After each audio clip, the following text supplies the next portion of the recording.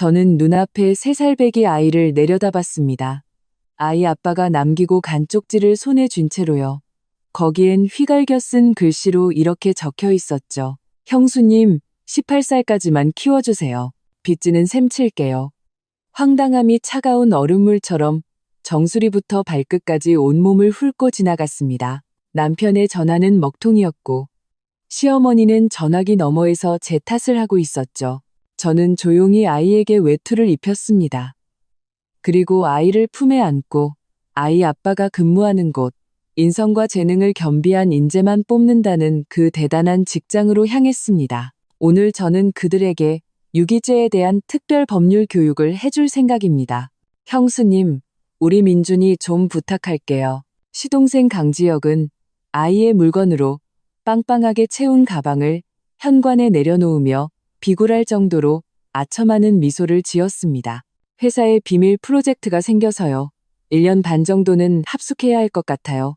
민준이 엄마는 형수님도 아시잖아요.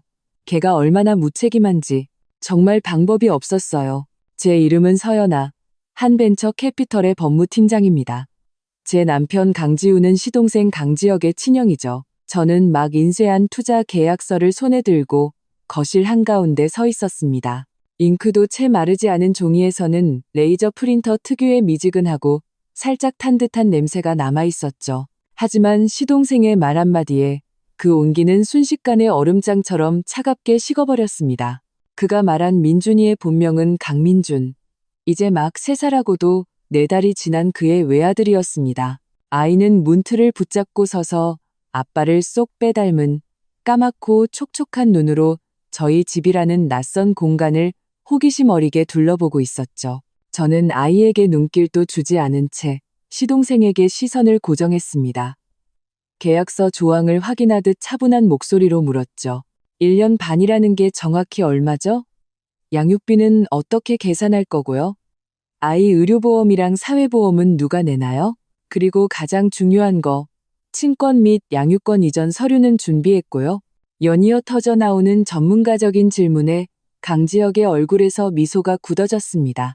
그는 아마 형님은 작은 어머니나 마찬가지라는 낡아빠진 옛말이 21세기인 오늘날에도 거역할 수 없는 도덕적 족쇄가 될 거라고 믿었나 봅니다. 아, 형수님, 무슨 그런 섭섭한 말씀을, 우리 가족이잖아요. 그는 어색하게 손을 비비며 가족애로 본질을 흐리려 했습니다. 돈 얘기하면 정없죠. 그냥 잠시만 맡기는 건데요. 뭐, 프로젝트 끝나고 형편 나아지면 당연히 두둑하게 보답해야죠. 저는 들고 있던 계약서를 탁자 위에 내려놓았습니다. 탁 하는 가벼운 소리가 났죠. 도련님, 우리 개념 2가지만 확실히 하죠. 첫째, 형제 사이일수록 계산은 정확해야 해요.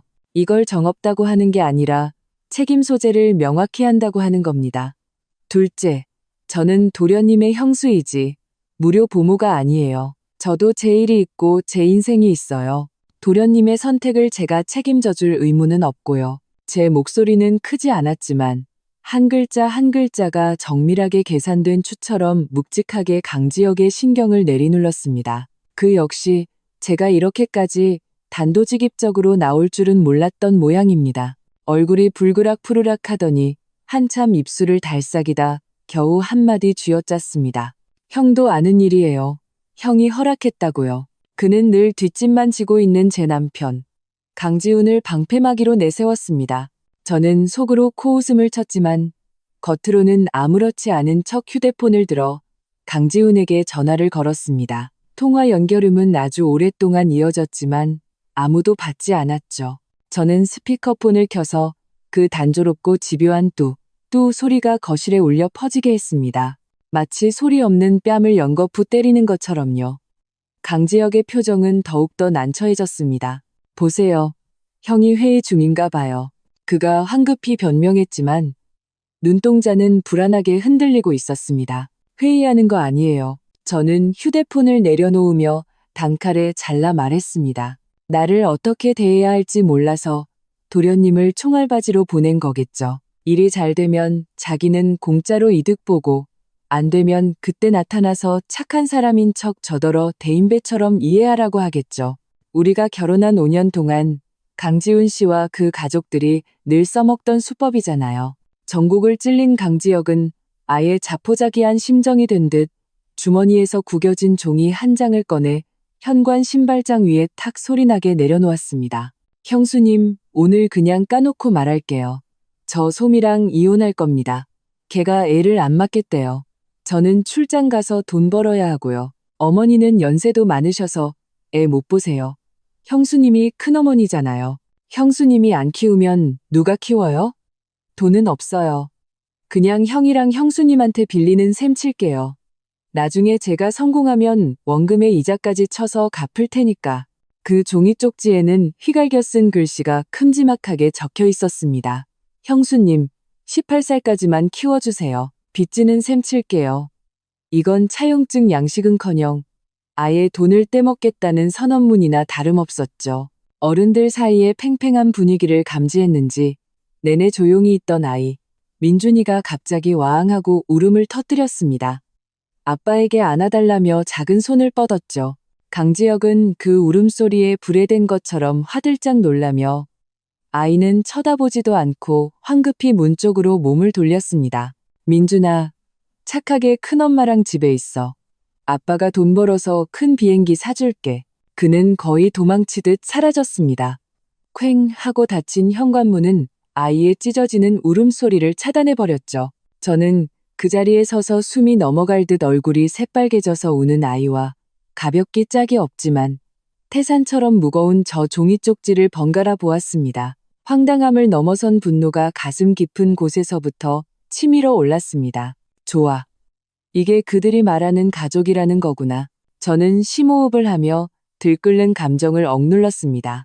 기업 분쟁 전문 변호사로서 저는 진상들을 상대할 때 감정이 가장 쓸모없는 무기라는 것을 잘 알고 있었습니다. 오직 규칙과 법만이 가장 날카로운 칼이 될 수 있죠. 저는 우는 아이를 달래는 대신 여전히 울리고 있는 휴대폰을 꺼버렸습니다. 그리고 다른 번호로 전화를 걸었죠. 전화가 연결되자마자 저는 간단명료하게 말했습니다. 어머님, 저 연아예요. 지혁 씨가 민준이 저희 집에 버려두고 도망갔어요. 지훈 씨도 동의했고 어머님도 아시는 일이라고요. 전화기 저편, 언제나 작은 아들만 편애하던 시어머니의 목소리에는 의기양양함과 당연함이 섞여 있었습니다. 예, 연아야. 그게 무슨 말이니? 버리다니. 가족끼리 서로 돕고 사는 게 당연한 거 아니냐? 너랑 지훈이 결혼하고 몇 년째 애도 없는데 마침 민준이가 가서 재롱도 피우고 좋지 뭐. 지혁이는 지금 자기 미래를 위해서 고생하는 거잖니. 형이랑 형수된 입장에서 당연히 그 정도는 감수해야지. 감수라고요? 저는 그 단어를 되뇌며 저도 모르게 싸늘한 미소를 지었습니다. 감수하라는 게 제 일을 포기하고 제 경력을 중단하고 제가 번 돈으로 법적으로 아무 관계도 없는 아이를 15년 동안 키우라는 말씀이신가요?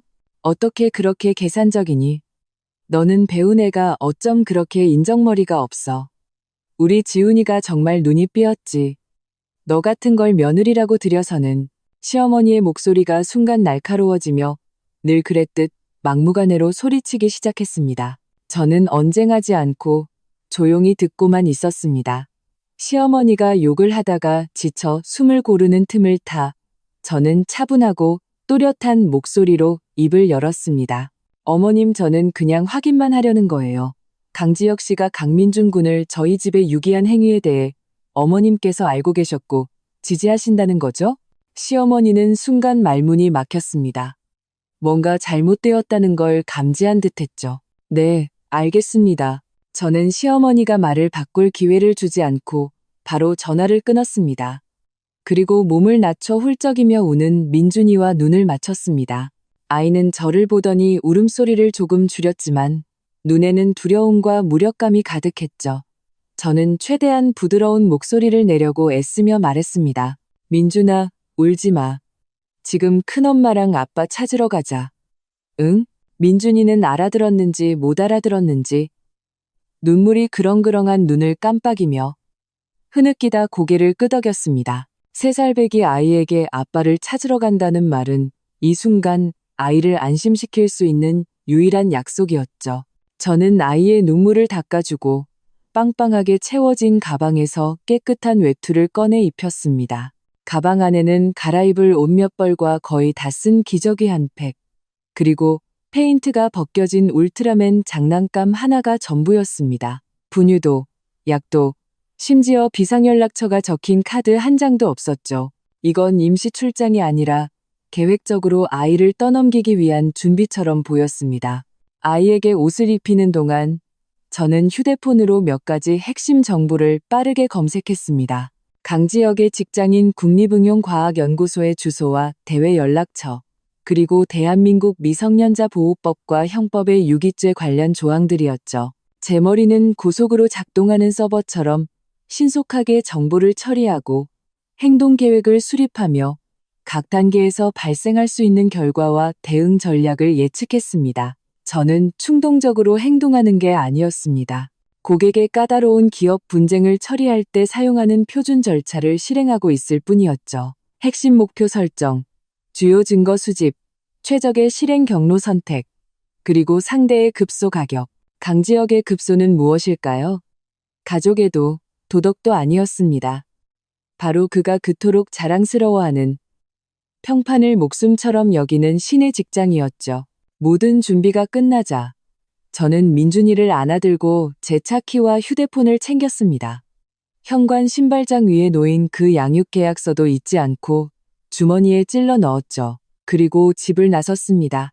차에 올라 민준이를 카시트에 앉히고 안전벨트를 채워주었습니다. 아이는 울다 지쳤는지 아니면 따뜻한 차 안 분위기에 조금 안심했는지 의자에 기댄 채 작은 목소리로 물었습니다. 큰엄마, 우리 어디 가요? 아빠 찾으러. 저는 시동을 걸며 차분하게 대답했습니다. 아빠는 아주 대단한 곳에서 일하셔. 거기엔 하얀 가운을 입은 아저씨, 아주머니들이 아주 많이 계시는데 모두 아주 중요한 일을 하시는 분들이야. 저는 의도적으로 아이 아빠의 직장을 미화해서 설명했습니다. 다음 단계를 위한 포석이었죠.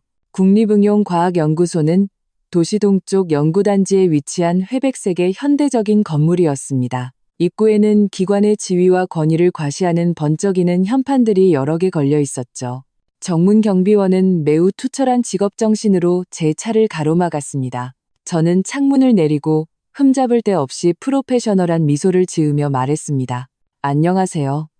이 연구소 2부 3실의 강지혁 선임 연구원님을 찾으러 왔습니다. 제가 가족인데 급한 집안일이 있어서요. 저는 가족과 급한 집안일이라는 두 단어를 특별히 강조했습니다. 대부분의 경비원들을 무장해제시킬 수 있는 키워드였죠. 역시나 경비원은 잠시 망설이더니 내부 전화를 걸었습니다. 몇 분 후 그가 저를 향해 손을 저으며 말했습니다. 강 연구원님은 지금 회의 중이시라 휴대폰이 꺼져 있답니다. 여기서 잠시 기다리시겠어요? 안 돼요. 정말 급한 일이라서요. 제 얼굴의 미소는 그대로였지만 눈빛은 차갑게 식었습니다. 강 연구원님이 바쁘시면 부서 책임자분이라도 뵐 수 있을까요? 김영수 센터장님. 맞으시죠? 저는 오기 전에 이미 공개된 자료를 통해 강지혁이 속한 부서 책임자의 이름을 파악해 두었습니다. 책임자의 이름을 직접 부르는 것은 경비원의 눈에 비친 제 신뢰도를 순식간에 높여줄 수 있었죠. 경비원은 잠시 멍한 표정을 지었습니다. 제가 센터장 이름까지 알 줄은 몰랐던 모양입니다. 그는 다시 수화기를 들었고 이번에는 태도가 훨씬 더 공손해졌습니다. 전화기 저편과 꽤 긴 대화가 오간 후 경비원은 수화기를 내려놓고 제게 긍정적인 답변을 전했습니다. 김 센터장님께서 1층 접견실에서 기다리라고 하십니다. 금방 내려오신다고요? 네, 감사합니다. 저는 미소를 지으며 인사하고 방문객 주차 구역에 차를 세웠습니다. 민준이의 안전벨트를 풀어 품에 안았죠. 아이는 오는 내내 얌전히 있었지만 막상 건물에 들어서자 불안한 듯 제 옷을 꽉 붙잡았습니다. 저는 아이의 등을 토닥이며 나지막이 말했습니다. 괜찮아. 곧 아빠 볼 수 있을 거야. 접견실은 먼지 하나 없이 깨끗했고 벽에는 연구소가 받은 각종 상장과 특허증이 걸려 있었습니다. 저는 민준이를 안고 소파에 앉았습니다. 아이가 돌아다니게 두지 않고 가방에서 그 페인트 벗겨진 울트라맨을 꺼내 조용히 놀아주었죠. 저는 잠시 후에 나타날 모든 사람들에게 이 장면을 보여줄 필요가 있었습니다. 어쩔 수 없이 버려진 아이를 데리고 온 보호자가 조용하고 이성적으로 해명을 기다리는 모습을요. 약 10분 후 안경을 쓴 학자풍의 중년 남성이 들어왔습니다. 그의 뒤에는 젊은 행정직원 한 명이 따라붙었죠. 남자는 제 앞으로 성큼성큼 다가와 먼저 손을 내밀었습니다. 안녕하십니까. 제가 강지혁 연구원의 부서 책임자인 김영수입니다. 센터장님 안녕하세요. 저는 강지혁 씨 형수인 서연아입니다. 저는 아이를 안고 있어 악수하기가 불편해 가볍게 고개만 숙여 인사했습니다. 업무 시간에 방해해서 정말 죄송합니다. 하지만 상황이 좀 특수해서요. 김영수 센터장의 시선이 제 품에 안긴 민준이에게 닿았습니다. 그의 눈에 의아한 빛이 스쳤죠. 이 아이는 강지혁 씨 아들 민준이에요. 저는 바로 본론으로 들어갔습니다. 차분한 목소리로 사실을 설명했죠. 오늘 오후 강지혁 씨가 장기 합숙 프로젝트에 들어간다는 핑계를 대고 3살 배기 아들을 저희 집에 유기했습니다. 그리고 18살까지 무상으로 아이를 키우라는 쪽지를 남기고 연락이 두절됐고요.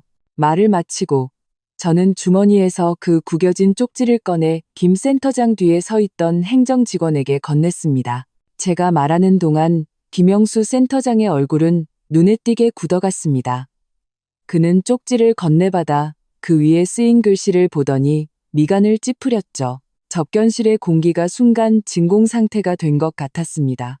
그는 이 사건의 성격에 완전히 충격받은 듯 보였습니다. 국가연구기관의 연구원이 자기 친아들을 버리는 것과 같은 행동을 했다는 사실. 이건 단순한 집안 문제가 아니라 심각한 인성 문제였으니까요. 서연아 씨, 혹시 무슨 오해가 있는 건 아닐까요? 김 센터장은 분위기를 수습하려 했지만 그의 목소리에도 확신은 없었습니다. 강지혁 연구원이 오늘 중요한 프로젝트 심사회의에 참석한 건 맞습니다만 장기 합숙 임무 같은 건 없었습니다. 그렇다면 저에게 거짓말을 한 거군요. 저는 그 사실을 차분하게 지적한 뒤 김 센터장을 똑바로 쳐다보며 말했습니다. 센터장님, 저는 오늘 여기에 와서 소란을 피우거나 기관의 중재를 요구하러 온 게 아닙니다. 저는 단지 한 아버지가 마땅히 져야 할 의무를 이행시키러 온 것뿐입니다. 그가 버리고 간 아이를 그의 직장으로 데려와 본인에게 돌려주기 위해서요. 법적으로 그는 이 아이의 유일한 법정 보호자니까요. 제 말은 명확하고 냉정했습니다. 개인적인 감정의 폭발은 단 한 점도 섞여 있지 않았지만 마치 정교한 수술용 칼처럼 이 집안 문제의 법적 본질을 정확하게 갈라놓았죠. 김영수 센터장의 표정이 극도로 심각해졌습니다. 그는 눈앞의 여자가 생각했던 것보다 훨씬 더 상대하기 어려운 사람이라는 것을 깨달았습니다. 서연아 씨, 그러니까 아이를 여기에 두고 가시겠다는 말씀이십니까? 김영수 센터장의 목소리에는 믿을 수 없다는 기색이 역력했습니다. 그는 아마 온갖 기술적 난제와 프로젝트 분쟁은 처리해봤겠지만 3살 배기 아이를 연구소에 데려다 놓는 상황은 생전 처음 겪는 일일 겁니다. 아니요. 저는 고개를 저으며 그의 말을 정정했습니다. 아이를 여기에 두고 가겠다는 게 아닙니다. 저는 강민준 군을 그의 법정 보호자인 강지혁 씨에게 인계하러 온 겁니다. 이곳은 그의 직장이고 이론적으로 근무 시간에는 여기서 그를 찾을 수 있어야 하죠. 만약 그가 없거나 보호 책임을 거부한다면 그 행위는 사실상의 유기에 해당됩니다. 저는 민준이를 아는 채 소파에서 일어섰습니다.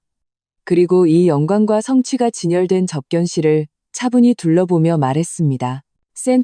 센터장님은 국가연구기관의 리더이시니 인성과 재능을 겸비한다는 말이 얼마나 무거운지 저보다 더 잘 아실 겁니다. 자기 친아들마저 아무렇게나 버리는 사람에게 인성이 있다고 할 수 있을까요? 그런 사람의 연구 성과와 책임감을 어떻게 신뢰할 수 있겠습니까? 저는 목소리를 높이지 않았지만 한 글자 한 글자가 송곳처럼 날카롭게 파고들었습니다. 강지혁의 개인적인 인성 문제를 연구소 전체의 명예와 연구윤리 문제로 직결시킨 것이죠. 김영수 센터장의 얼굴이 매우 험악해졌습니다. 그의 뒤에 있던 젊은 행정 직원은 이미 슬그머니 휴대폰을 꺼내 누군가에게 메시지를 보내는 듯 했습니다. 서연아 씨, 일단 진정하시고요. 아딘스이나, 김 센터장은 심호흡을 하며 다시 상황을 통제하려 했습니다. 집안일과 직장일은 별개입니다. 강지영 연구원은 저희 직원으로서 저희가 마땅히 비판하고 교육하겠습니다. 하지만 아이는, 센터장님, 오해가 있으신 것 같네요.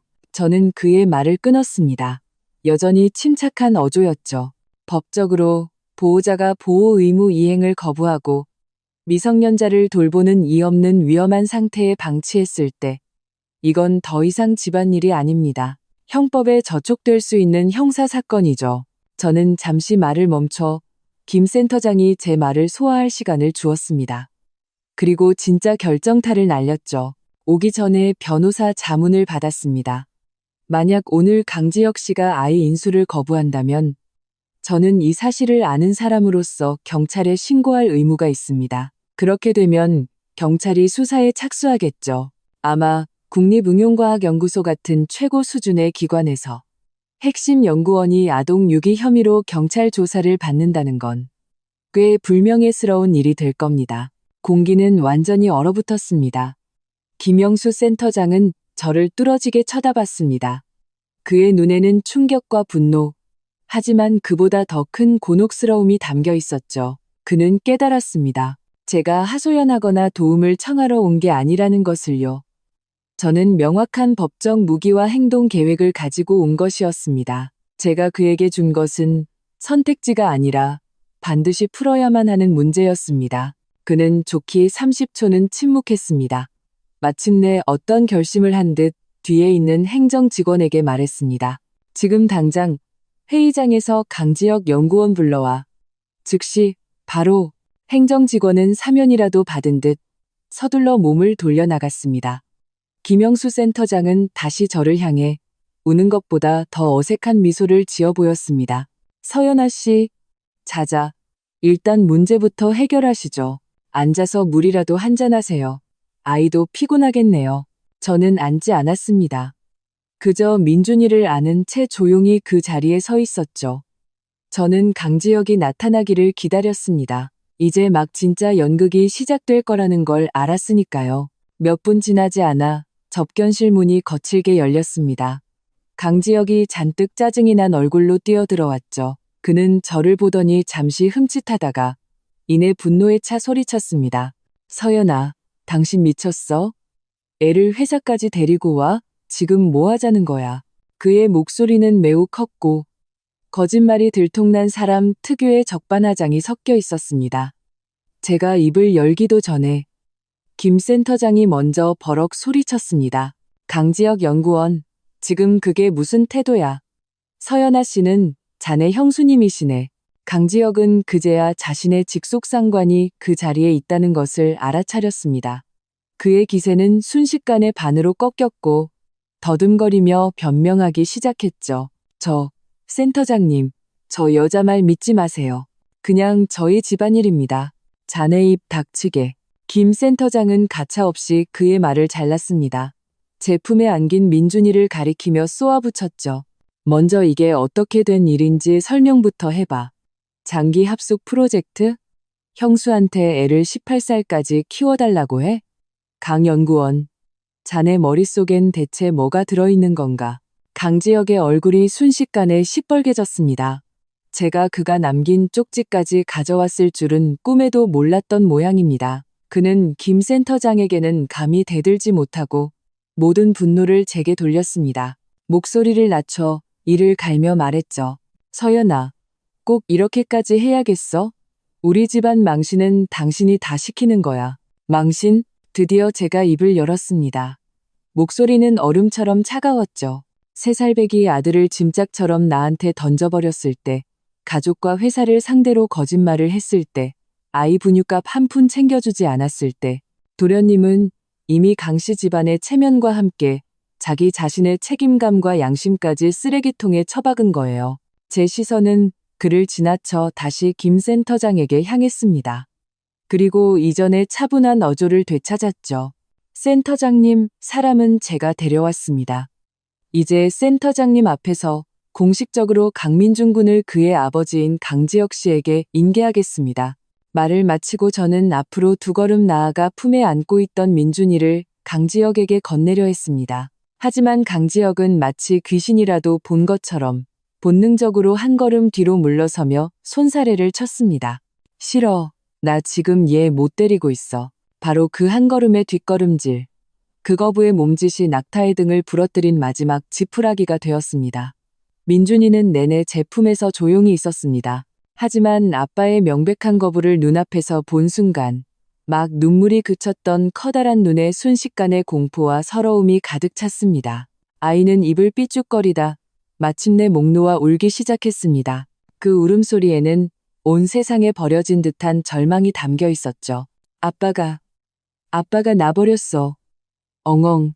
아이의 울음소리는 송곳처럼 그 자리에 있던 모든 사람의 고막을 찔렀습니다. 그리고 저는 그 찢어지는 울음소리 한가운데서 강지혁과 그의 상사가 보는 앞에서 침착하고 의도적으로 제 휴대폰을 꺼내들었습니다. 저는 한치의 망설임도 없이 이미 머릿속에 완벽하게 외워둔 3개의 숫자를 눌렀습니다. 이바이셜. 전화가 연결되는 순간 접견실은 민준이의 울음소리와 전화기 너머에서 들려오는 네, 112 경찰입니다라는 표준적인 안내 음성을 제외하고는 죽음과 같은 정적에 휩싸였습니다. 저는 가장 또렷하고 가장 표준적이며 어떠한 감정도 섞이지 않은 목소리로 휴대폰에 대고 말했습니다. 네, 신고합니다. 주소는 과학연구로 18번지 국립응용과학연구소입니다. 아동 유기 사건입니다. 피해자는 제 시동생인 강지혁, 피해자는 그의 친아들인 3살 강민준 군입니다. 저는 지금 피해자 및 그의 직장 상사와 함께 있습니다. 피해자는 방금 모두가 보는 앞에서 양육 의무 이행을 거부했습니다.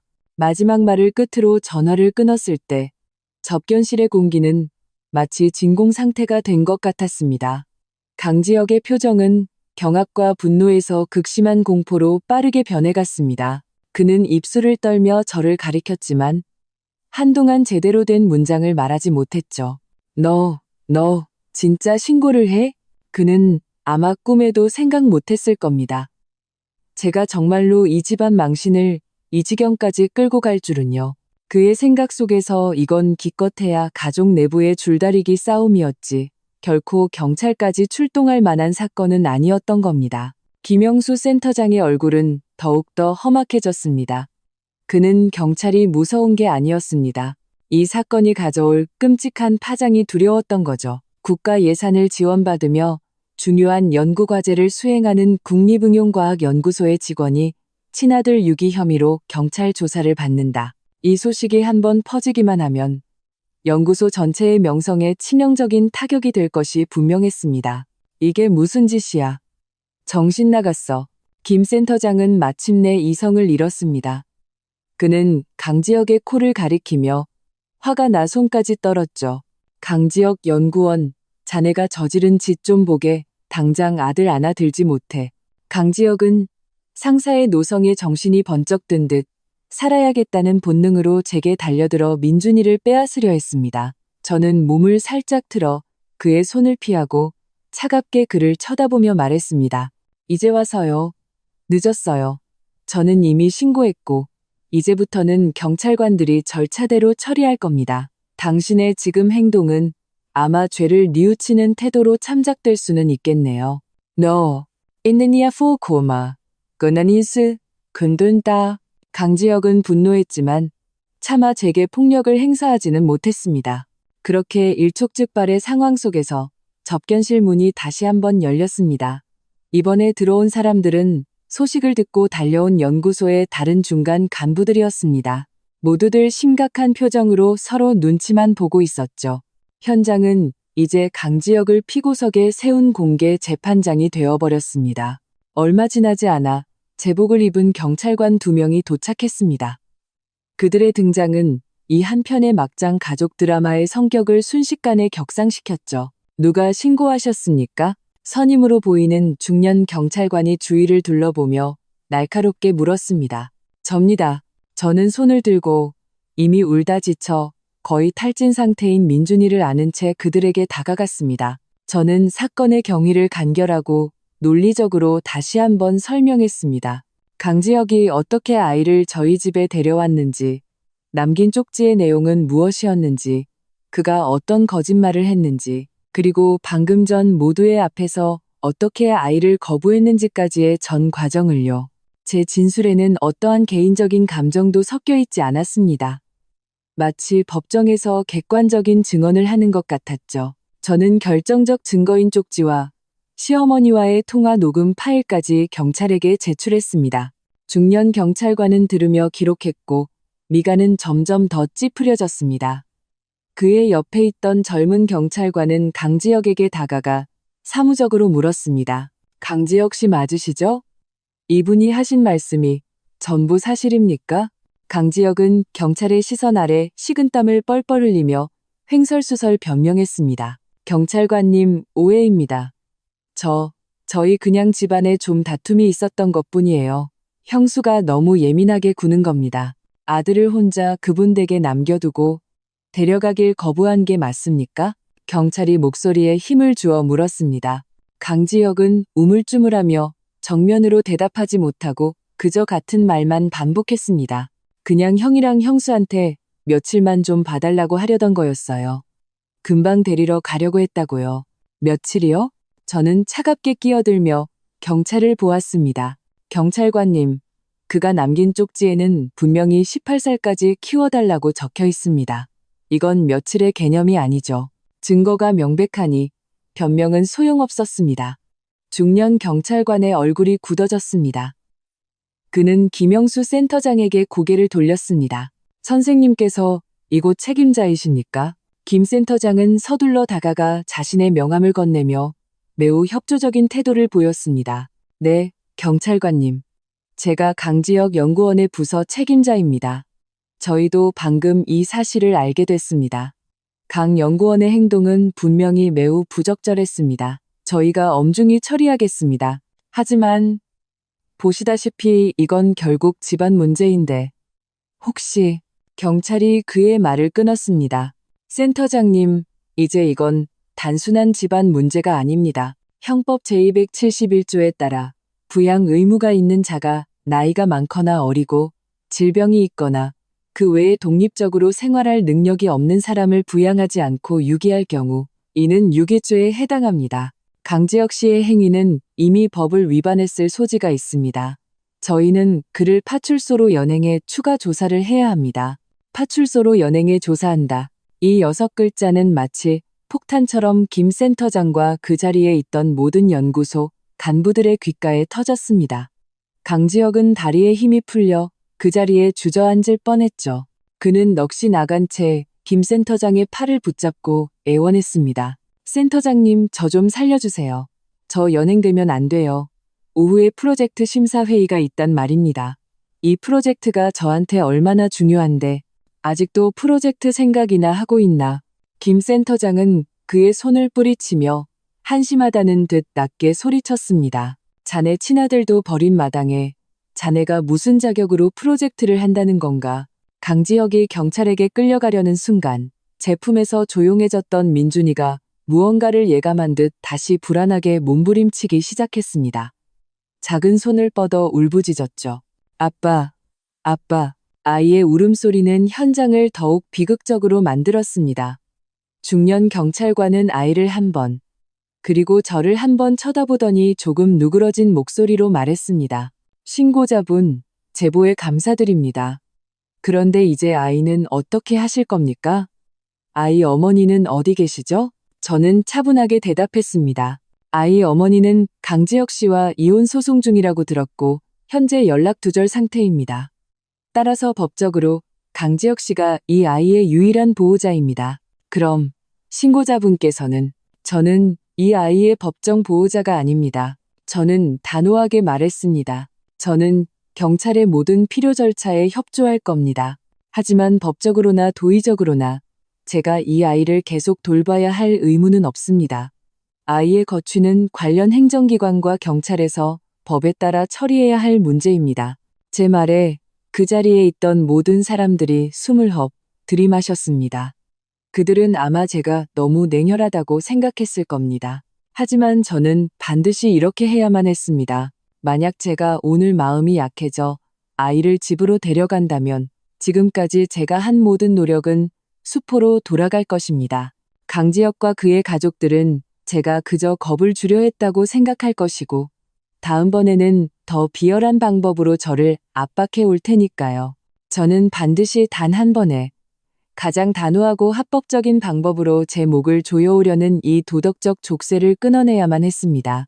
경찰이 강지혁을 연행하려 하고 김 센터장 일행은 속수무책으로 서 있는 그 교착 상태에 빠진 순간 다급한 하이힐 소리가 멀리서부터 점점 가까워졌습니다.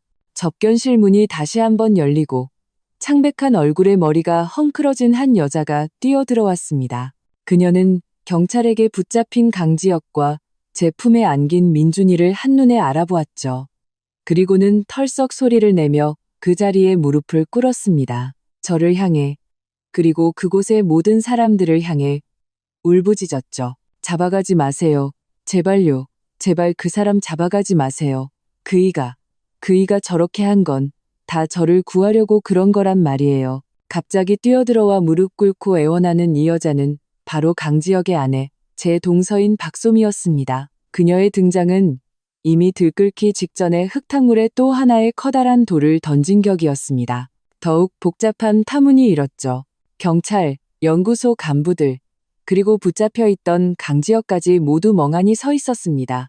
저는 민준이를 아는 채 바닥에 무릎 꿇고 있는 박소미를 내려다보았습니다. 곱게 화장했을 그녀의 얼굴은 눈물로 얼룩져 있었고 값비싸 보이는 원피스는 구겨져 있었습니다. 그녀의 모습은 처참하게 부서진 듯 보였죠. 당신을 구하려고? 저는 감정을 읽을 수 없는 목소리로 천천히 입을 열었습니다. 3살배기 자기 아들을 버리는 방식으로 당신을 구한다? 소미 씨, 그 논리가 말이 된다고 생각해요? 박소미는 고개를 들어 눈물 어린 눈으로 저를 바라보았습니다. 그 눈에는 절망과 공포가 가득했죠. 형님, 제발요.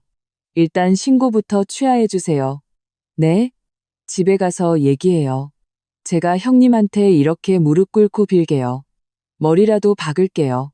말을 마친 그녀는 정말로 바닥에 머리를 박으려는 신호를 했습니다. 옆에 있던 젊은 경찰관이 재빨리 다가가 그녀를 부축했습니다. 진정하시고 말씀으로 하세요. 이러지 마십시오. 선임인 중년 경찰관도 미간을 찌푸렸습니다. 그는 강지혁을 한 번, 박소미를 한 번 쳐다보더니 일이 보이는 것만큼 단순하지 않다고 판단한 듯했습니다. 그는 동료에게 강지혁을 잠시 놓아주라는 눈짓을 하고 박소미에게 말했습니다. 일어나서 똑바로 말씀하세요. 대체 왜 그랬다는 겁니까? 김영수 센터장도 마치 구명줄이라도 잡은 듯 서둘러 거들었습니다. 맞아요, 맞아요. 소미 씨, 어서 똑바로 말해봐요. 대체 무슨 일이에요? 강 연구원한테 무슨 피치 못할 사정이라도 있었던 겁니까? 박소미는 모두의 시선 속에서 떨리는 몸으로 일어섰습니다. 그녀는 잿빛 얼굴의 강지혁을 한번 쳐다보더니 심호흡을 했습니다. 마치 온 힘을 다 짜내듯 모두를 충격에 빠뜨릴 한마디를 내뱉었죠. 제가 인터넷 도박에 빠져서 빚을 너무 많이 졌어요. 그 말이 터져나오자 사방에서 웅성거리는 소리가 들렸습니다. 강지혁이 벌떡 고개를 들고 박소미를 향해 낮게 소리쳤습니다. 너 미쳤어. 누가 그 얘기하래. 말 안 하면. 당신이 경찰서 끌려가는 거, 이 집이 완전히 망가지는 거, 그냥 보고만 있으라고? 박소미의 감정도 격해졌습니다. 그녀는 울면서 강지혁에게 소리쳤습니다. 강지혁 씨, 내가 미안해. 내가 당신이랑 민준이한테 죽을 죄를 지었어. 사건의 방향은 순식간에 비정한 아버지의 아들 6이라는 사회 고발극에서 아내의 도박빚을 갚기 위한 남편의 눈물겨운 사투라는 가족 비극으로 전환되었습니다. 박소미는 더듬거리며 사건의 전말을 털어놓았습니다. 처음에는 그저 휴대폰으로 소소하게 게임을 하다가 누군가의 꾀임에 빠져 인터넷 도박 사이트에 발을 들였다고 했습니다. 소액으로 시작했던 도박은 점점 더 깊어졌고 반년도 채 되지 않아 집안의 모든 돈을 탕진했습니다. 심지어 각종 대출 플랫폼을 통해 3억 원에 달하는 거액의 빚까지 지게 되었다고요. 빚독촉 전화가 저희 부모님 댁까지 걸려왔어요. 돈 안 갚으면 민준이를 어떻게 하겠다는 협박 문자까지 보냈다고요. 박소미의 목소리는 형편없이 떨리고 있었습니다. 지혁 씨는 방법이 없었어요. 자기 월급 통장, 우리 신혼집 등기까지 다 담보로 잡혔는데도 그 빚을 막을 수가 없었어요. 그 사람들이 정말로 아이를 해칠까봐. 그래서 이런 바보 같은 생각을 한 거예요. 일단 민준이를 형님 댁에 보내면 거기가 제일 안전할 거라고 생각해서. 그녀의 말은 강지혁의 그 이해할 수 없던 행동에 아이를 보호하기 위해서라는 그럴듯한 동기를 부여했습니다. 강지혁은 고개를 푹 숙인 채 아무 말도 하지 않았습니다. 박소미의 말을 인정하는 셈이었죠. 김영수 센터장과 다른 연구소 사람들은 어안이 벙벙한 표정으로 듣고 있었습니다. 그들은 평소에 얌전하고 연구에만 몰두하던 강지혁을 아내의 도박, 사체 같은 단어들과 도저히 연결 지을 수 없었죠. 중년 경찰관의 표정도 심각해졌습니다. 만약 상황이 사실이라면 사건의 성격은 복잡해집니다. 강지혁의 행동은 여전히 위법이지만 그 주관적인 악에는 크게 줄어들게 되니까요. 모두의 시선이 약속이라도 한 듯 제게로 쏠렸습니다. 마치 제가 이 재판의 판결권을 쥔 사람이라도 된 것처럼요. 제가 계속해서 문제를 제기하면 강지혁은 법의 심판을 받게 될 것이고 이미 위태롭던 이 가정은 완전히 무너질 겁니다. 만약 제가 입을 다물고 집안 망신은 덮고 가자는 선택을 한다면 이 모든 것은 다시 내부적인 문제로 축소될 수 있었죠. 바로 그때 제 시어머니의 전화가 때 아닌 타이밍에 걸려왔습니다. 이번에는 강지혁의 휴대폰으로요. 강지혁은 경찰의 무기나의 전화를 받았습니다. 통화 버튼을 누르자마자 전화기 너머에서 시어머니의 히스테릭한 울음소리가 터져 나왔습니다. 지혁아, 네 마누라가 다 얘기했니? 너 절대 무슨 일 있으면 안 된다. 다 그 서연아 때문이야. 그 재수 없는 년. 그게 우리 집안을 죽이려고 작정을 했어. 어떻게 그렇게 독하게 네가 경찰서 끌려가는 걸 보고만 있냐고.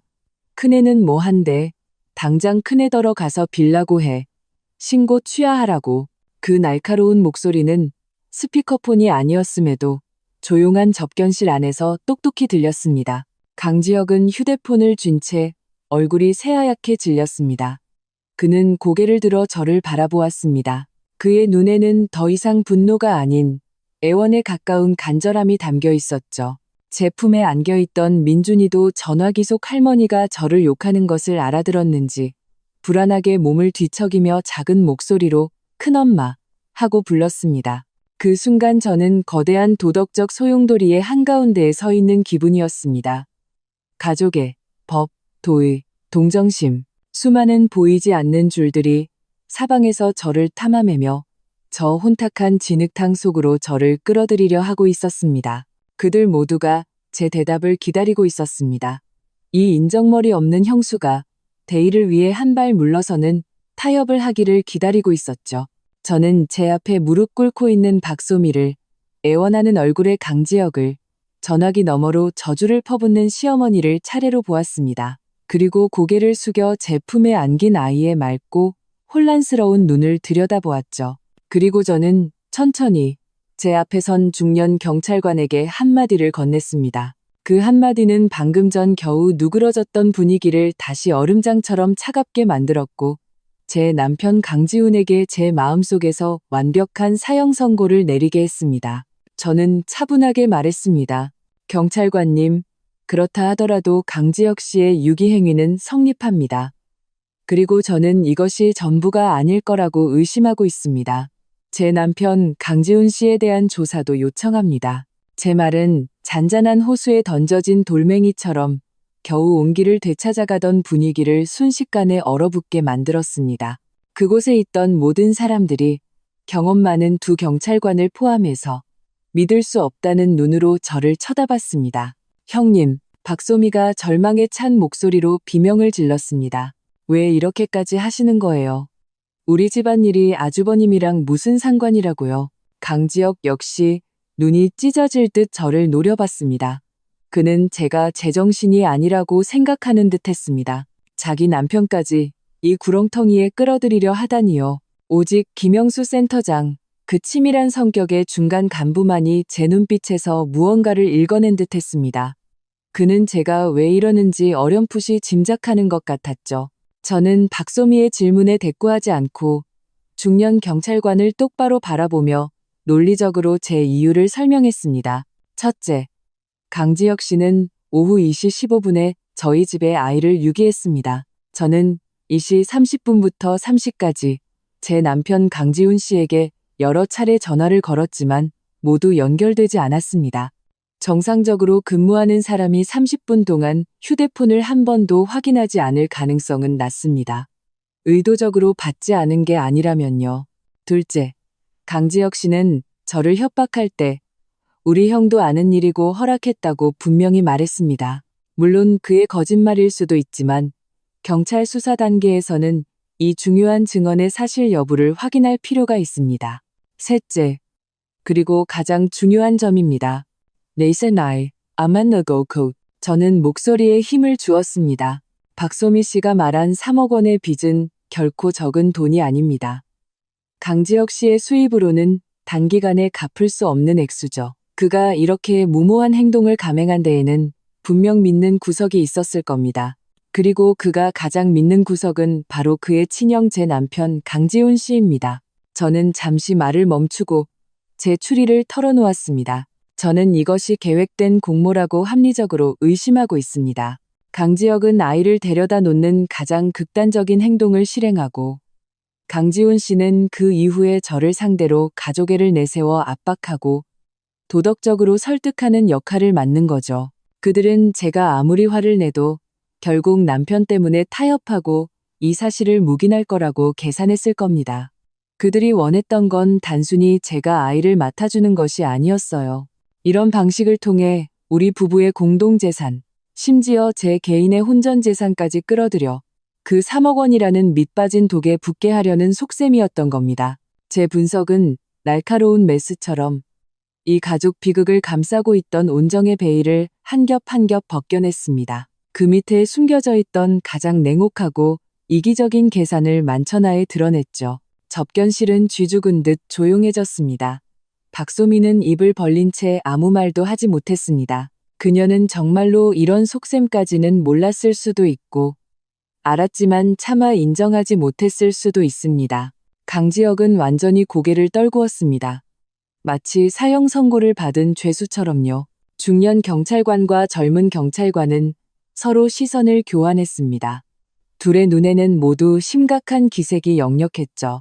그들은 이것이 더 이상 단순한 유기 사건이 아니라 아이를 담보로 한 치밀하게 계획된 가족 재산 편취 미수 사건일 수 있다는 것을 깨달았습니다. 너 지금 무슨 말을 짓거리는 거야? 인비는 찬찬 도문더 엔나 이프맨.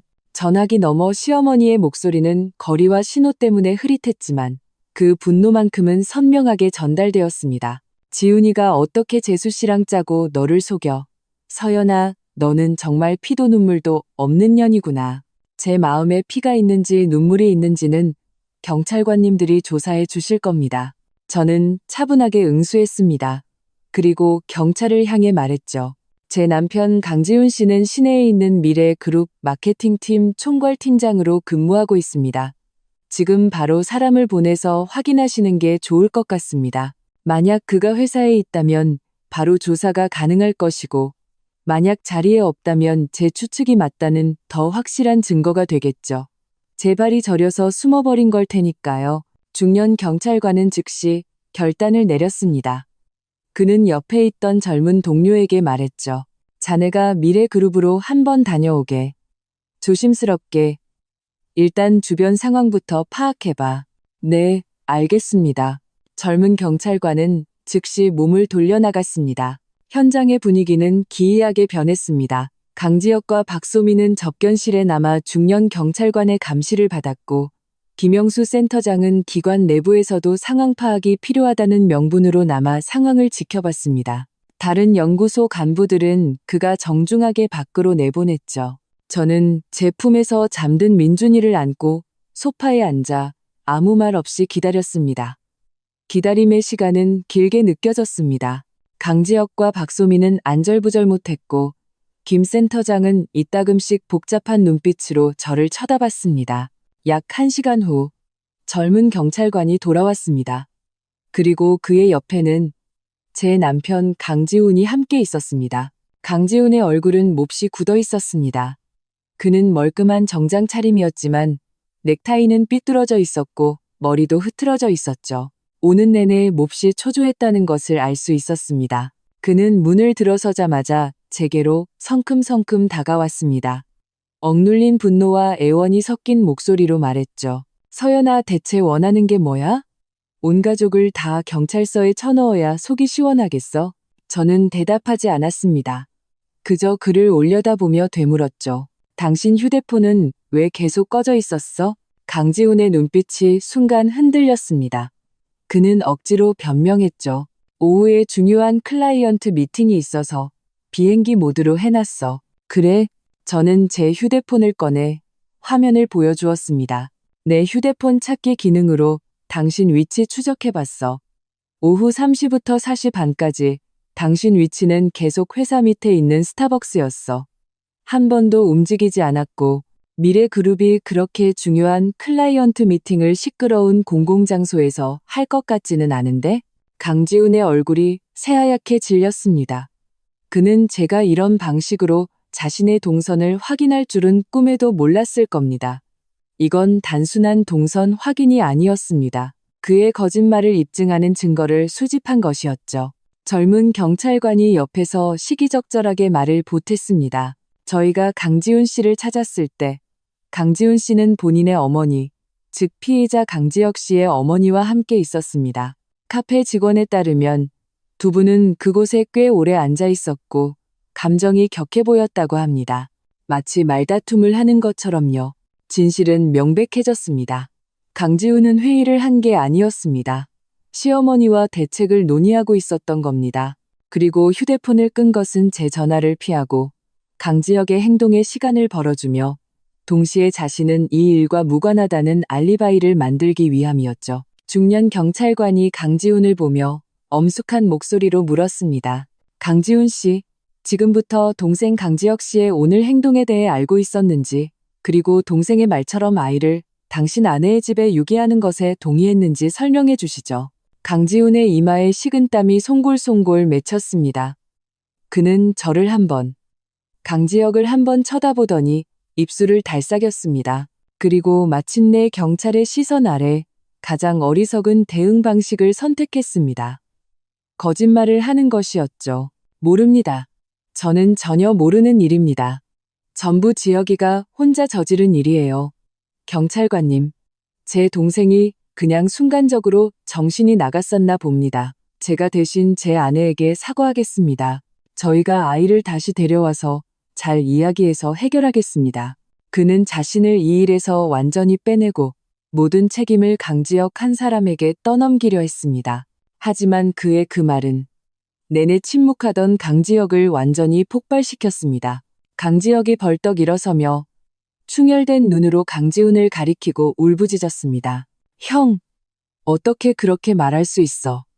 분명히 형이 나한테 민준이 형수네 집에 데려다 놓으라고 했잖아. 형수는 입만 살아있지 마음은 약해서 한번 저지르고 나면 어쩔 수 없이 받아줄 거라고. 형이 다 해결해주겠다고 했잖아. 근데 이제 와서 일이 터지니까 모든 걸 내 탓으로 돌려? 형이 그러고도 내 형이야? 형제의 난이 눈앞에서 펼쳐졌습니다. 이 드라마틱한 장면에 그곳에 있던 모두가 할 말을 잃고 쳐다보았습니다. 그리고 저는 제 법적인 남편인 강지훈을 그저 차갑게 바라볼 뿐이었습니다. 친동생의 폭로 앞에 잿빛 얼굴이 되어 아무런 변명도 하지 못하는 그를요. 저는 마음속으로 조용히 말했습니다. 강지훈 씨, 잘 가. 강지훈은 완전히 패닉 상태에 빠졌습니다. 그는 아마 평생 자기 말이라면 뭐든 듣던 동생이 이런 자리에서 경찰과 회사 상사 앞에서 자신을 완전히 불어버릴 거라고는 상상도 못했을 겁니다. 너 미쳤구나. 그는 발악하듯 반박했습니다. 강지혁, 너 정신 나갔어? 죄를 벗으려고 이제 친형까지 물고 늘어지는 거야? 내가 형을 물고 늘어져? 강지혁은 완전히 불붙은 것 같았습니다. 그동안 쌓여왔던 원망, 공포, 그리고 서러움이 그 순간 한꺼번에 폭발했죠. 처음부터 형이랑 엄마가 나한테 시킨 거잖아. 형수가 돈도 많고 변호사 친구도 있고 외동딸이라 집에 부담도 없으니까 일단 애 데려다 놓고 기정사실로 만들어버리면 여자 혼자서 어떻게 친조카를 길에 내쫓겠냐고 했잖아. 그는 경찰을 향해 거의 울부짖듯 말했습니다. 경찰관님, 제가 잘못한 거 인정합니다. 제가 사람이 아니었어요. 하지만 저도 정말 어쩔 수가 없었어요. 형이 저한테 약속했어요. 형수 설득해서 2억 원 받아서 빚 갚아주겠다고요. 나머지 1억은 형이랑 형 친구들이 어떻게든 마련해주겠다고. 형 말만 들으면 이 위기를 넘길 수 있다고 해서 제가 귀신에 씌어서 이런 짓을 한 거란 말입니다. 강지혁의 이 고백에는 엄청난 정보가 담겨 있었습니다. 강지훈이 주모자 중 하나라는 것을 증명했을 뿐만 아니라 더 끔찍한 것은 그들이 노린 것이 단순히 제가 아이를 맡아주는 것이 아니라 제 재산을 직접적으로 노렸다는 사실이었습니다. 2억 원. 아주 구체적인 액수였죠. 중년 경찰관의 시선이 두 개의 날카로운 메스처럼 강지훈에게 꽂혔습니다. 강지훈 씨 동생 말이 사실입니까? 강지훈의 심리적 방어선은 강지혁의 완전한 붕괴 앞에서 이미 산산조각 나 있었습니다. 그는 의자에 주저앉아 두 손으로 머리를 감싸쥐고 그저 아니야. 난 몰라. 난 그냥 동생을 도우려고 하는 힘없는 변명만 되풀이할 뿐이었습니다. 사실 앞에서 그 변명은 너무나도 초라했죠. 김영수 센터장의 표정은 이미 분노를 넘어 혐오에 가까운 냉담함으로 변해 있었습니다. 그는 강지훈을 한 번, 강지혁을 한 번 쳐다보고 마지막으로 제게 시선을 돌렸습니다. 그의 눈빛에는 이제 동정심마저 서려 있었습니다. 그는 아마 상상도 할 수 없었을 겁니다. 제 가장 가까운 가족인 남편, 시동생, 시어머니가 힘을 합쳐 저를 상대로 이렇게 악독한 함정을 팠다는 것을요. 저는 처음부터 끝까지 강지훈을 쳐다보지 않았습니다. 그가 첫 번째 거짓말을 내뱉는 순간부터 그 사람은 제 마음속에서 이미 죽은 존재였습니다. 저는 그저 차분하게 경찰에게 말했습니다. 경찰관님, 이제 사건의 전말은 명확해진 것 같습니다. 법이 공정한 판결을 내려줄 거라 믿습니다. 중년 경찰관은 고개를 끄덕였습니다. 그는 자리에서 일어나 단호한 목소리로 말했습니다. 강지혁, 강지훈, 박소미. 세 분은 지금부터 저희와 함께 서로 가서 유기 및 사기 미수 등의 혐의에 대해 정식 조사를 받으셔야겠습니다. 사기 미수. 경찰의 입에서 이 네 글자가 나오는 순간 강지훈은 벌떡 고개를 들었습니다. 그의 눈에는 극심한 공포가 서려 있었죠. 그는 이게 기껏해야 가족 간의 다툼, 도덕적인 문제라고 생각했겠지만 그들의 계산이 형법의 경계선을 넘었다는 것은 미처 생각지 못했던 모양입니다. 박소미 역시 겁에 질려 얼굴이 새하얗게 변했습니다. 그녀는 그저 남편을 빼내고 싶었을 뿐인데 일이 이렇게 커져 자신까지 연루될 줄은 몰랐을 겁니다. 경찰의 등장과 개입은 마치 정밀한 원심분리기처럼 이 혼탁한 집안의 오물 속에서 가장 더럽고 비열한 침전물들을 하나하나 분리해내 백일하에 드러냈습니다. 경찰이 세 사람을 데려가려던 순간 제가 다시 입을 열었습니다. 센터장님, 저는 내내 침묵하던 김영수 센터장을 향해 말했습니다. 네, 서연아 씨 말씀하세요. 김 센터장의 태도는 매우 정중했습니다. 강지혁 씨는 귀 연구소의 연구원으로서 법을 알면서도 범법 행위를 저질렀고 품행이 단정치 못합니다. 연구소 내부 규정에 따라 처리하실 거라 믿습니다. 저는 잠시 말을 멈추고 화제를 전환했습니다. 하지만 박소미 씨가 언급했던 사채업자의 협박 및 폭력적인 빚 독촉 문제에 대해서는 경찰에서도 반드시 중요하게 다뤄주시길 부탁드립니다. 어른들이 어떤 잘못을 저질렀든 아이의 신변 안전은 절대적으로 보장되어야 하니까요. 제 말에 그 자리에 있던 사람들은 모두 멍한 표정을 지었습니다. 강지혁과 박소미는 믿을 수 없다는 눈으로 저를 쳐다봤습니다. 그들은 제가 그들에게 마지막까지 비수를 꽂을 거라고 생각했지. 제가 먼저 아이의 안전 문제를 언급할 줄은 상상도 못했을 겁니다. 중년 경찰관 역시 조금 놀란 듯 했습니다. 그는 저를 깊이 한번 쳐다보더니 진중하게 고개를 끄덕였습니다. 걱정 마십시오. 서연아 씨. 폭력적인 빛 독촉과 관련된 범죄 단서에 대해서는 저희가 반드시 수사를 계속할 것이고 단 한 명의 범죄자도 놓치지 않을 겁니다. 또한 즉시 관련 행정기관에 연락해 아이의 안전을 확인하고 임시보호 절차를 시작하도록 하겠습니다. 저는 민준이에게 다가가 곤히 잠든 아이를 조심스럽게 젊은 경찰관의 품에 넘겨주었습니다. 아이를 넘겨주는 그 순간 저는 고개를 숙여 아이의 따뜻한 이마에 가볍게 입을 맞췄습니다. 민준아, 무서워하지 마. 이 세상엔 나쁜 사람들도 벌을 받지만 너를 사랑하는 사람들도 분명히 있단다. 그리고 저는 몸을 일으켜 잿빛 얼굴의 강지훈을 바라보며 차분하게 통보했습니다. 강지훈 씨, 내일 오전에 내 변호사가 연락할 거예요. 이혼 서류 문제로 얘기하죠. 그 말을 끝으로 저는 더 이상 누구도 쳐다보지 않았습니다. 그리고 단호한 발걸음으로 한나절 동안 온갖 황당한 연극이 펼쳐졌던 그 접견실을 걸어 나왔습니다. 다시 제 차에 앉아 문을 닫는 순간 뒤따라오던 모든 혼란과 소음이 차단되었습니다. 저는 의자에 등을 기댄 채 길게 숨을 내쉬었습니다. 눈물도 분노에 찬 떨림도 없었습니다. 오직 전례 없는 평온함만이 느껴졌죠. 마치 한 명의 외과의사가 아주 어려운 종양 제거 수술을 막 끝낸 것처럼요. 과정은 고통스럽고 피비린내 났지만 마침내 저는 제 삶에 기생하던 악성 종양을 정확하고 완전하게 도려냈습니다. 비록 거대한 상처가 남았지만 적어도 저는 살아남았습니다. 그 후 며칠간 제 삶은 마치 빨리 감기 버튼을 누른 것처럼 정신없이 흘러갔지만 어떤 순간에는 모든 것이 멈춘 듯 고요했습니다. 저는 사흘간 휴가를 내고 이 폭풍의 뒷수습에 온전히 집중했죠. 제 변호사이자 대학 시절 가장 친한 친구는 제 이야기를 다 듣고 나서 딱 한마디 했습니다. 서연아, 잘했어. 이제부턴 나한테 맡겨. 우리는 가장 빠른 속도로 법원에 이혼 소송을 제기하고 재산 보전 신청을 했습니다. 소송 내용은 간단했습니다. 이혼, 그리고 유책 배우자인 강지훈의 재산 분할 포기.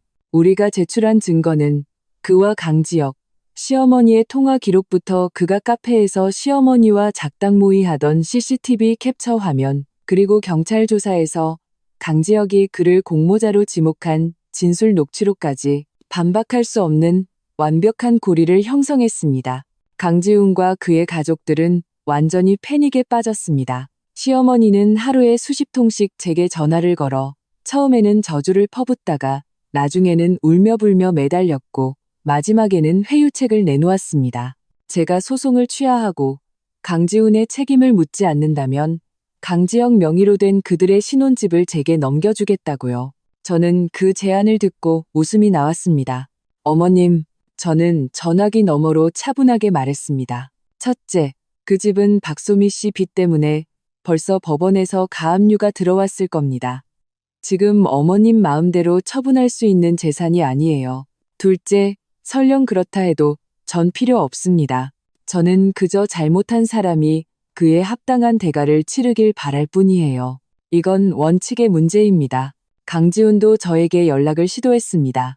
그는 우리의 공통된 친구를 통해 자기가 잘못했다며 무엇이든 할 테니 제발 이혼만은 하지 말아 달라고 전해왔죠. 저는 친구에게 그 말을 판사에게 가서 하라고 전해달라고 했습니다.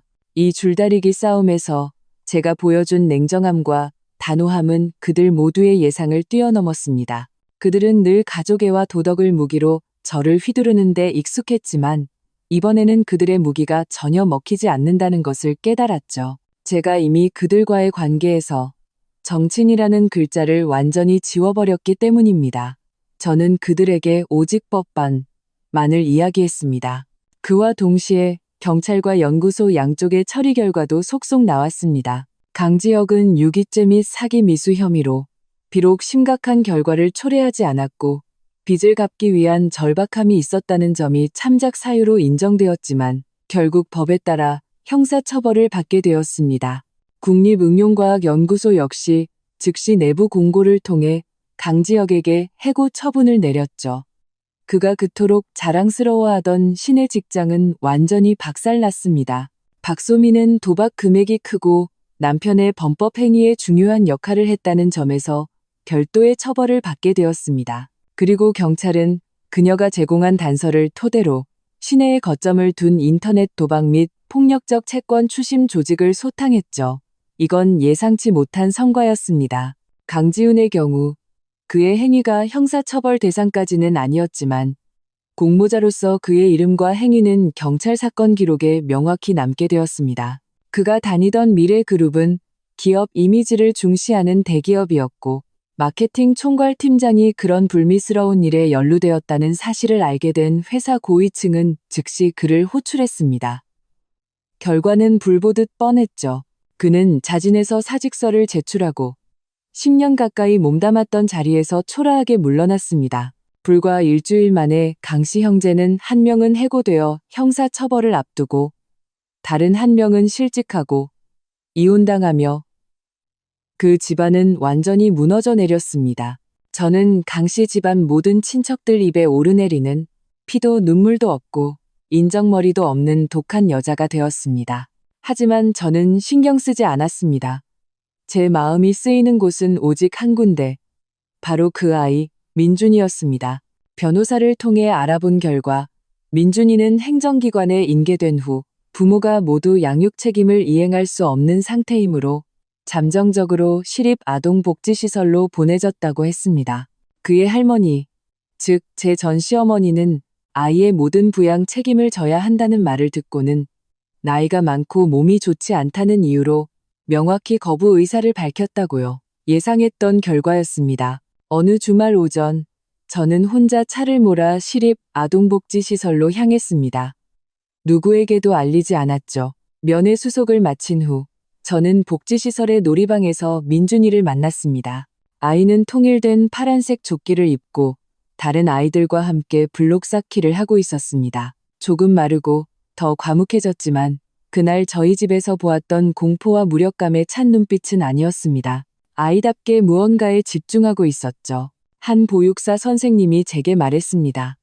민준이가 처음 왔을 때는 밤마다 엄마 아빠를 찾으며 울었는데 지금은 많이 좋아졌다고, 아주 착하고 의젓하다고 했습니다.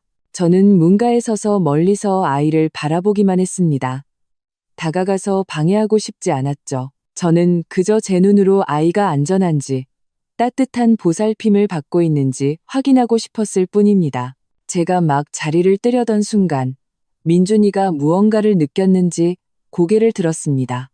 그리고 아이들 무리를 뚫고 저를 발견했죠. 아이는 잠시 멈칫하더니 손에 들고 있던 블록을 내려놓고 짧은 다리로 제게 달려왔습니다. 아이는 울지도 큰엄마하고 부르지도 않았습니다.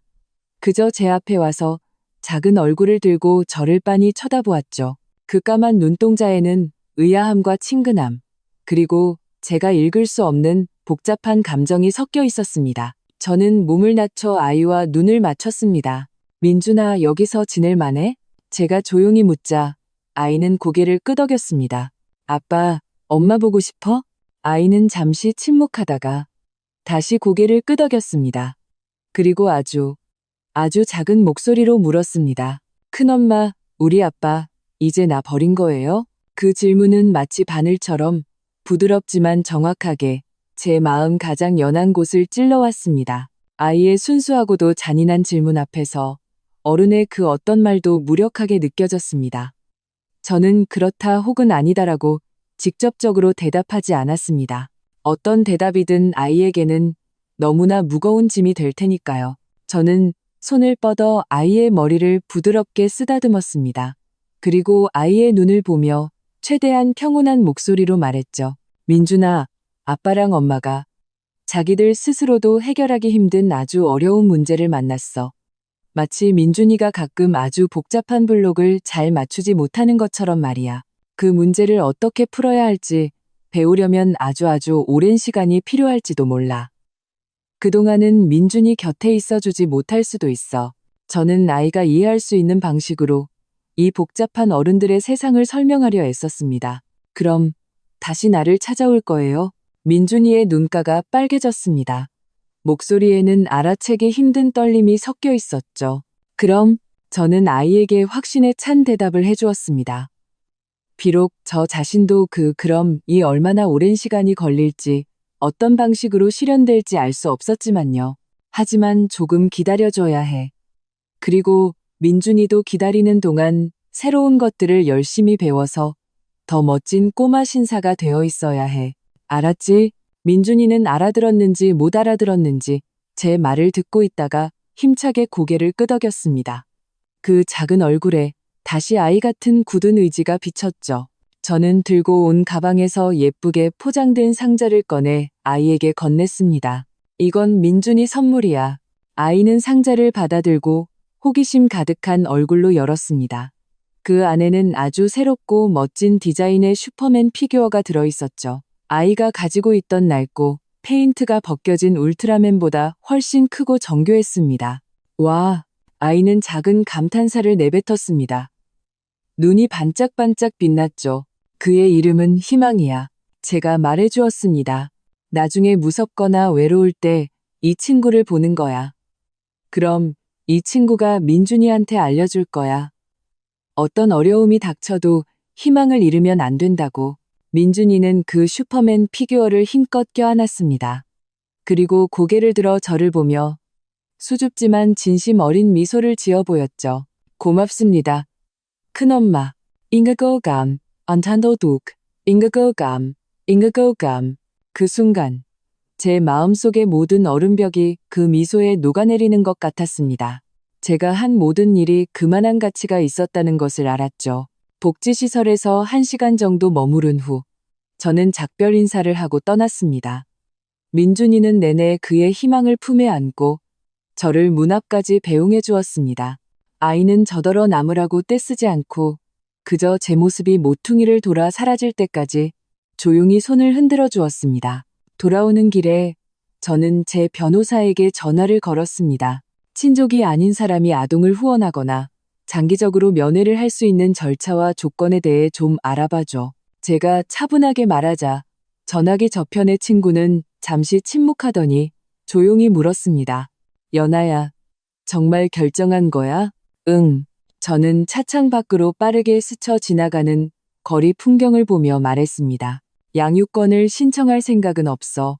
그건 현실적이지도 않고 내 원칙에도 맞지 않아. 강지혁과 박소민은 결국 민준이의 부모고 나는 그들이 미래의 과오를 뉘우칠 수 있는 기회를 박탈할 순 없어. 하지만 그들이 부모로서의 책임을 다시 질 수 있게 되기 전까지 나는 이 아이가 비교적 안정적이고 사랑이 넘치는 환경에서 자랄 수 있도록 해주고 싶어. 저는 덧붙였습니다. 후원은 입양이 아니야. 나는 필요한 경제적 지원만 제공하고 정기적인 면회권을 통해 아이의 성장 환경을 감독할 거야. 아이가 좋은 교육을 받고 건강한 인격을 형성했으면 좋겠어. 아이의 미래는 결국 자기 스스로 만들어가야 하는 거니까. 이것은 이성적이고 거리를 둔 사랑의 방식이었습니다. 그것은 가족에 얽매이지도 도덕에 짓눌리지도 않았죠. 그것은 오직 한 명의 어른으로서 무고한 아이에 대한 가장 기본적인 연민과 책임감에서 비롯된 것이었습니다. 이것이 제가 저 자신과 이 아이 사이에서 선택한 가장 적절한 거리였습니다. 제 이혼 소송은 이례적으로 순조롭게 진행되었습니다. 명백한 증거 앞에서 강지우는 모든 저항을 포기했죠. 최종적으로 법원은 우리의 이혼을 판결했고 혼인 기간 중 형성된 공동재산, 즉 아파트 한 채와 예금의 70%는 제게, 30%는 강지훈에게 귀속되었습니다. 강지훈은 거의 빈손으로 쫓겨난 셈이었죠. 서류에 도장을 찍던 날, 우리는 법원 조정실에서 마지막으로 얼굴을 마주했습니다. 그는 많이 야위고 초췌해져 있었습니다. 저를 보는 그의 눈에는 후회와 원망이 가득했죠. 서연아, 너는 정말 예정이라고는 조금도 없는 거냐? 그가 잠긴 목소리로 물었습니다. 저는 고개를 들어 처음으로 진지하고 차분하게 제가 한때 사랑했던 이 남자를 바라보았습니다. 강지훈 씨, 당신과 당신 가족들이 민준이를 나를 속이는 도구로 쓰기로 결정했을 때 우리 사이에 있던 모든 정은 당신들 손에 이미 죽었어요. 내가 오늘 사기죄로 법정에 선 당신을 보는 대신 여기 앉아서 재산 분할 합의서에 대해 이야기하고 있는 것. 그게 내가 당신에게 베푸는 마지막 예정이에요. 그는 아무 말도 하지 못하고 힘없이 서류에 자신의 이름을 적었습니다.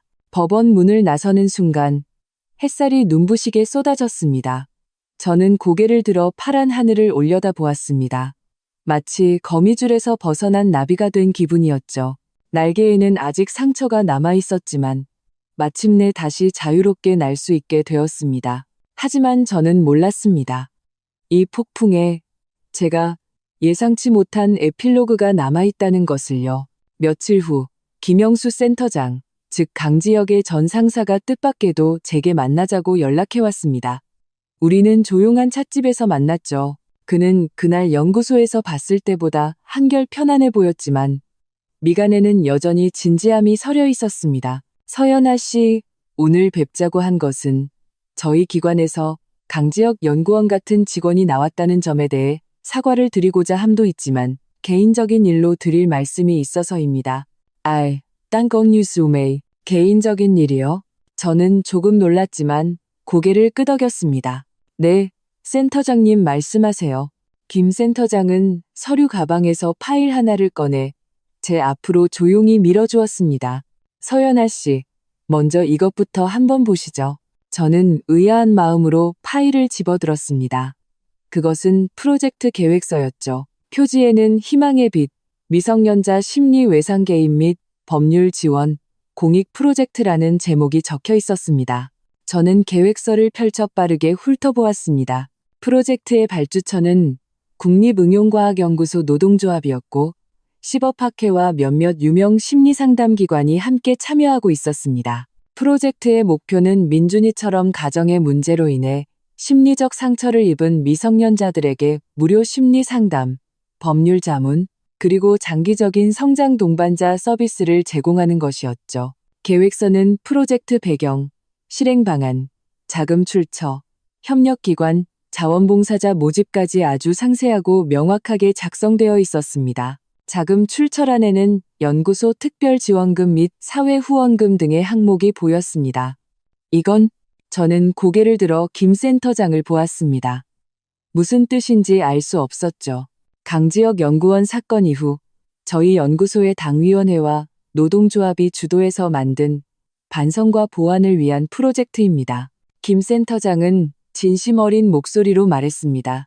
서연아 씨, 그날 접견실에서 보여주신 모습은 저희 모두에게 큰 가르침을 주었습니다. 그런 문제를 처리할 때 법의 이성과 인간적인 배려가 얼마든지 함께할 수 있다는 것을 보여주셨으니까요. 그는 계속해서 말했습니다. 저희는 반성했습니다. 수천 명의 직원을 둔 연구기관으로서 저희는 그동안 직원의 연구 성과에만 주목했을 뿐 그들의 가정생활이나 심리 건강에는 소홀했다는 것을요. 강지혁 연구원의 비극에는 저희 기관의 책임도 분명히 있습니다. 만약 저희가 조금 더 일찍 그의 가정 문제를 파악하고 도움의 손길을 내밀었다면 상황이 그 지경까지 가지는 않았을지도 모릅니다. 그래서 저희는 이 공익 프로젝트를 시작해서 나쁜 일을 좋은 일로 바꾸고자 합니다. 앞으로 저희 연구소 직원 자녀뿐만 아니라 시 전체에 비슷한 어려움을 겪는 아이들이 있다면 저희가 돕고 싶습니다. 저는 이해했습니다. 그들은 이번 불미스러운 사건을 기관의 사회적 책임감과 인문학적 배려를 보여줄 수 있는 긍정적인 홍보 기회로 전환하려 하는 것이었습니다. 아주 현명한 위기관리 방식이었죠. 센터장님, 정말 좋은 일이네요. 지지합니다. 저는 진심으로 말했습니다. 서연아 씨께서 법무 전문가이시고 또 이런 사건을 직접 겪으셨다는 것을 알고 있습니다. 김 센터장은 마침내 그의 진짜 목적을 밝혔습니다. 그래서 저희는 서연아 씨를 이 공익 프로젝트의 초대 법률 총괄 고문으로 정중히 모시고자 합니다. 물론 보수는 없는 명예직입니다. 하지만 저희는 서연아 씨의 전문성과 경험이 이 프로젝트의 가장 귀중한 지침이 되어줄 것이라 믿습니다. 저는 잠시 멍해졌습니다. 제 자신의 권리를 지키기 위해 시작했던 싸움이 결국 이렇게 선한 의지로 가득 찬 프로젝트를 탄생시킬 줄은 몰랐습니다. 더구나 상대방이 한때는 적대 관계였던 저를 프로젝트의 핵심 역할로 초대할 줄은 꿈에도 생각지 못했죠. 제 첫 반응은 거절이었습니다. 저는 이미 그 진흙탕에서 빠져나왔고 더 이상 강씨 집안이나 그 연구소와 관련된 어떤 사람과도 엮이고 싶지 않았습니다. 하지만 김 센터장의 진실된 눈빛과 그 상세한 계획서를 보고 있자니 민준이의 맑고 혼란스러웠던 눈동자가 떠올랐습니다. 우리 아빠, 이제 나 버린 거예요? 라고 묻던 그 목소리가 귓가에 맴돌았죠. 이 세상에 또 얼마나 많은 민준이가 우리가 보지 못하는 곳에서 감당해서는 안 될 고통을 겪고 있을까요? 저는 오랫동안 침묵했습니다.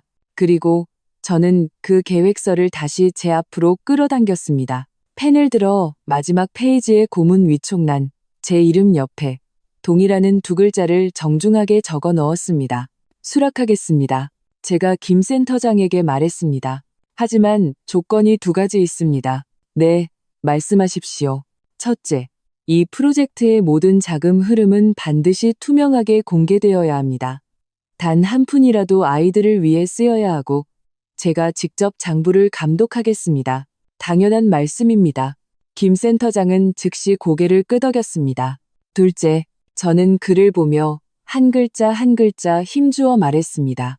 이 프로젝트의 첫 번째 지원 대상에 강민준 군을 포함시켜 주셨으면 합니다. 그리고 법과 개인정보 보호 원칙에 위배되지 않는 선에서 프로젝트가 강지혁 씨와 박소미 씨의 추후 상황을 계속 지켜봐 주었으면 합니다. 그들을 용서하기 위함이 아닙니다. 미래에 그들이 다시 보호자로서의 책임을 질 수 있을지 그 가능성을 평가하기 위함입니다. 결국 아이에게는 어떤 외부의 도움보다도 다시 일어설 수 있는 건강한 원래의 가정이 가장 중요하니까요. 김 센터장은 저를 깊이 바라보았습니다. 그의 눈에는 존경심이 가득했죠. 서연아 씨, 무슨 말씀이신지 알겠습니다. 그가 진중하게 약속했습니다. 반드시 그렇게 하겠습니다. 몇 달 후 희망의 빛 프로젝트가 정식으로 출범했습니다. 출범식에서 저는 법률 고문으로서 짧은 연설을 했습니다. 저는 거창한 이론을 이야기하지 않았습니다. 그저 그날 민준이에게 사주었던 슈퍼맨 피규어 이야기를 나누었죠. 우리가 아이들을 대신해 인생의 모든 비바람을 막아줄 수는 없습니다. 하지만 우리는 아이들의 손에 쥐어진 희망이 되어주기 위해 노력할 수는 있습니다. 아이들이 외롭고 무서울 때 그들에게 작은 빛을, 미래를 믿을 수 있는 힘을 주는 것. 그것이 바로 우리 프로젝트의 가장 큰 의미일 겁니다. 객석에서 뜨거운 박수가 터져나왔습니다. 저는 무대 위에 서서 터지는 플래시와 수많은 낯선 얼굴들을 바라보며 마음속으로 평온함을 느꼈습니다. 시간이 조금 더 흐른 뒤 제 변호사가 알려주었습니다. 강지혁의 어머니, 즉 제 전 시어머니가 두 아들이 연달아 몰락하는 충격을 이기지 못하고 뇌졸중으로 쓰러져 입원했다고 했습니다. 한때 그토록 기세등등하게 세상을 뒤흔들던 그 노인은 이제 병상에 누워 말도 제대로 하지 못하게 되었습니다. 그리고 강지우는 직장을 잃고 이혼한 뒤 어머니를 돌봐야 하는 책임을 떠안게 되었습니다. 그는 재산 분할로 받은 아파트 지분을 팔아 그 돈으로 어머니의 비싼 병원비를 대고 있다고 했습니다. 평범한 직장을 구해 매일 회사와 병원을 오가며 사는데 10년은 늙어 보인다고 했습니다. 삶은 가장 공평하고도 가장 잔인한 방식으로 모든 이들이 자신의 행동에 대한 대가를 치르게 했습니다. 어느 주말, 저는 다시 복지시설로 민준이를 보러 갔습니다. 아이는 키가 조금 더 컸고 훨씬 더 밝아져 있었습니다. 희망의 빛 프로젝트의 심리상담 선생님이 매주 아이를 찾아와 함께 이야기하고 게임을 한다고 했습니다. 아이는 이제 자신의 아빠와 엄마에 대해 담담하게 이야기할 수 있게 되었습니다. 그들이 좋은 어른이 되는 법을 배우고 있다고 말했죠. 그날 아이는 제 손을 잡고 자기가 그린 그림을 보여주었습니다. 그림에는 커다란 슈퍼맨이 그려져 있었습니다. 슈퍼맨은 한 손으로는 남자아이를, 다른 한 손으로는 남자와 여자의 흐릿한 형상을 잡고 있었죠. 그림의 배경에는 찬란한 태양이 빛나고 있었습니다. 큰엄마, 보세요. 아이가 그림을 가리키며 자랑스럽게 말했습니다. 슈퍼맨이 아빠랑 엄마를 다시 데려올 거예요. 저는 그 그림을 보며 갑자기 눈시울이 뜨거워졌습니다. 저는 몸을 낮춰 아이를 안아주었습니다. 응, 그럴 거야. 들자.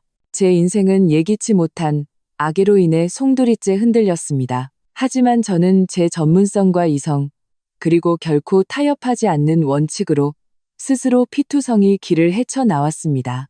저는 소위 가정이라는 것을 잃었지만 온전하고 독립적인 제 인생을 되찾았습니다. 자비로운 성모가 되지는 못했지만 뜻밖에도 희망의 불씨를 지피는 사람이 되었습니다. 무엇이 옳고 그른지는 어쩌면 이제 더 이상 중요하지 않을지도 모릅니다. 중요한 것은 폭풍이 지나간 뒤 제가 여전히 여기에 서 있다는 것, 그리고 과거 그 어느 때보다도 제가 누구이며 어디로 가야 하는지를 더 명확히 알게 되었다는 것입니다. 독자 여러분, 오늘 이야기 어떠셨나요? 이야기를 들으시고 떠오른 생각이나 감정이 있다면 댓글로 자유롭게 남겨주세요. 여러분의 모든 이야기에 귀 기울이겠습니다. 또한 이 이야기가 마음에 드셨다면 주변의 다른 분들께도 공유하여 더 많은 분들이 함께할 수 있도록 추천해 주시면 감사하겠습니다. 다시 한번 저희 채널을 찾아주셔서 감사합니다. 다음 이야기에서 다시 뵙겠습니다.